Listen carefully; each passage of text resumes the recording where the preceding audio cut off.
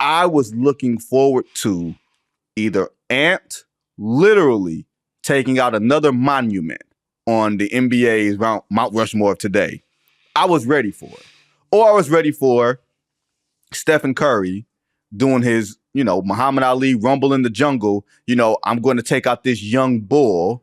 And then he pulls his left hamstring, which I didn't realize, Dan, was before the floater. I thought it was on the floater with 8:46 to go in the second quarter. He wound up going back and forth one more time down before walking himself to the locker room, actually jogging. And let's get into the brass tacks of it. He's going to miss at least a week. And with these games going every other day, that means the earliest, Dan, that he can come back is Game 5 in Minnesota.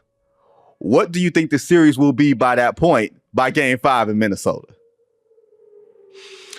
It's probably going to be 2-2. I think the Warriors can possibly get another one here. And it's really because the Steph injury, as detrimental as it could be, the Warriors just seem like they're just locked in right now. And whether you go from the Jimmy Butler, Buddy Hield, chemistry that they have on off the court, this team is just locked in. And defensively, they're just putting on a masterclass these last two games, holding opponents to under 90 points. I mean, the way that they're, sure, 3-point variance matters. The Timberwolves are going to make way more 3-pointers than they made last night. But I think it just speaks to the Warriors just making people uncomfortable. Led by Draymond Green and everybody stepping up. Like, you're not going to get the Warriors continue to get these outlier performances from the Buddy Hields, Draymond Green, even Steve Kerr going that deep into his bench, which he's never done throughout this postseason.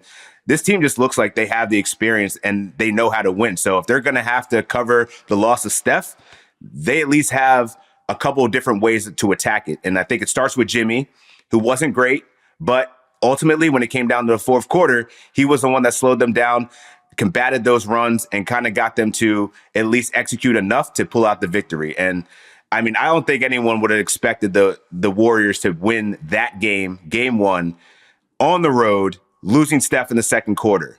Like that's just a team that's just showing resilience that I think that they can keep this close and have Steph come back by Game 5. Or you're playing against a team that decided, hey, we're going to do Looney Tunes tonight. Because that's what the Minnesota Timberwolves were. Now, yeah. I'm going to get into how dumb the Timberwolves played. And I honestly thought that they had grown themselves out of that. They did not. But I want to start here because there's bullet points I want to get to. A, LeBron James, old.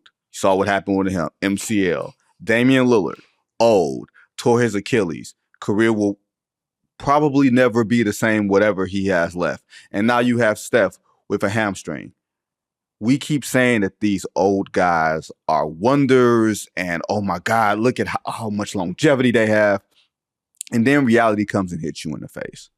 Like this is a young, experienced man's game because you can be young in Oklahoma City, and you saw what happened there. So it's not just being young gets there, and it's not just being experienced because you can just be old. You got to be at that sweet spot. And whenever you build a team around the prospect of a 37-year-old Stephen Curry being healthy for an entire playoff run, after he emptied the tank in Game 7 2 nights ago in Houston, I want to say this was bound to happen. But you're playing with fire. And this is not, this ain't the Warriors' fault. They can't control the schedule. You know what I mean? Like, this is not their fault in that way. Maybe they took care of business in Game 6. You have a couple more days rest, that sort of thing. But Houston's a good team. I'm not going to take any credit away from them. But like you said, when you build a team around an old person being healthy, you can't say that the Warriors are now unlucky. This is part of the stuff that's baked into the equation. This is just what it is. Now, this is why you acquired Jimmy Butler to some degree, because Jimmy's numbers and Andrew Wiggins' regular season numbers kind of look similar, but you know that they're different sort of tiers of ball player, especially when you get to this time of year. Jimmy didn't play great, but Jimmy was defending Julius Randle and Anthony Edwards and Rudy Gobert and grab those offensive rebounds and hit those shots up against the shot clock and controls the game as a ball handler. Like, one of the things that's very underrated about him, I think, Dan, is that he is one of the best pace controllers in the league. You're always going to get a very good shot. He's a low turnover guy. He's not a high usage guy. Now he's going to have to be high usage guy, which he doesn't want to be on this team because he wants to be, Alfred or Robin or whatever the hell, that is. But I think he's going to have to go back into his Miami Heat bag of being the guy the past, 3 or 4 postseasons when he was with them that had to carry undermanned teams through playoff rounds against, superior opponents.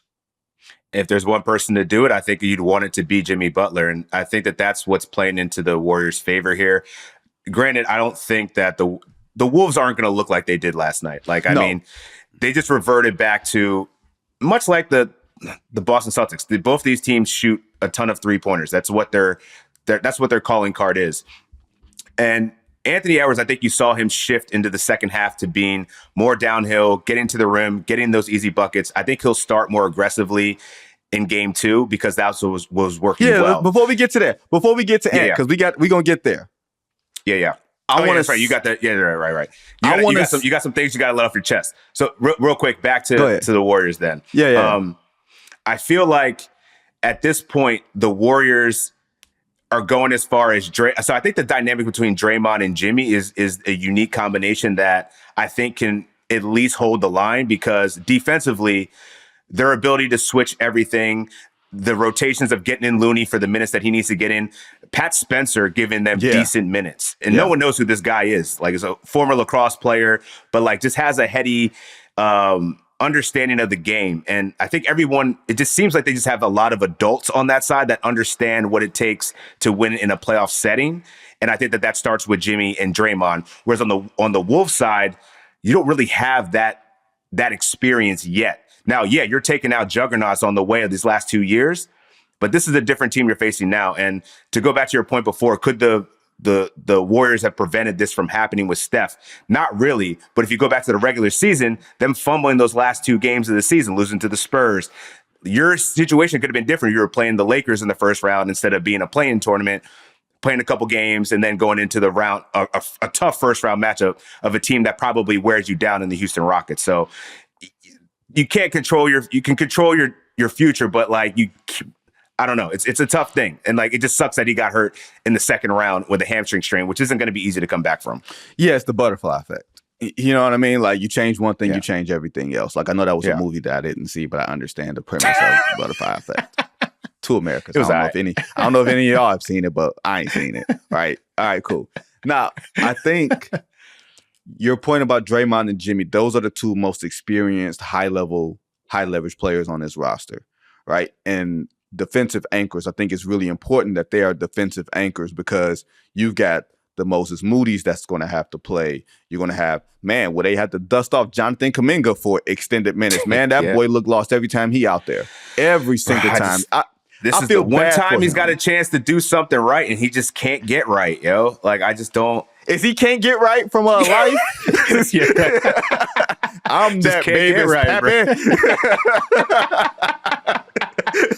I'm sorry, y'all. I'm sorry.